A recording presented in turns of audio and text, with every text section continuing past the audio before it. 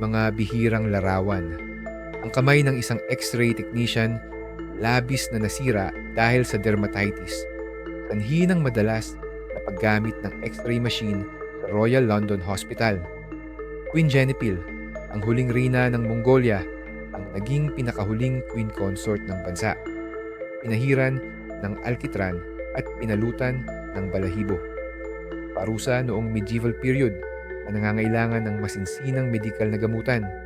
Si Samir at si Muhammad, ang paralisadong Kristiyano at ang bulag na Muslim.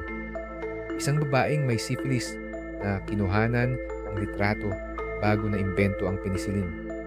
Ito ang kauna-unahang underwater portrait sa mundo.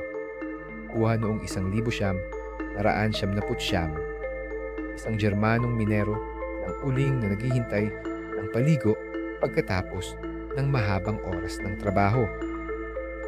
Alin sa mga ito ang nagustuhan mo? Mag-comment sa ibaba.